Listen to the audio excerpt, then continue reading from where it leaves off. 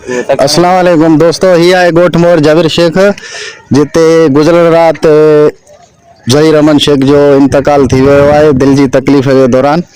उन खां बाद में सुबुह जो 10 बजे जेको आहे त जनाज़े जी निमाज़ थी आहे ॻोठ मोर जबीर शेख में। उन खां बाद पूरो कलाक थी वियो आहे। जनाज़े जी निमाज़ खां बाद में मैयत खे दफ़नाइण जे लाइ परेशान आहियूं। हे जेको तव्हां ॾिसो था टुटल पुल आहे 2010 खां वठी, उन में तमामु घणो सैलाब अची वियो आहे। ॿाहिरि अचण वञण जो रस्तो न आहे। असां मैयत दफ़नाइण जे लाइ परेशान आहियूं।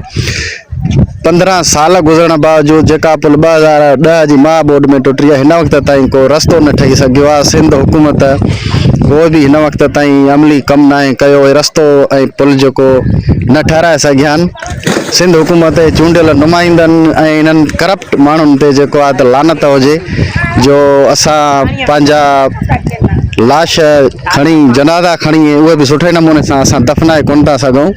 ऐं हीउ चिटो सबूत आहे सिंध हुकूमत जे करप्ट चूंडियल नुमाइंदनि जो, जेके आम वेही करे पंहिंजे ऑफिसनि में, घरनि में, गाॾियुनि में आराम सां सुकून सां गुज़ारनि था, पर हिते अवाम जेको आहे तमामु घणो हद खां वधीक परेशान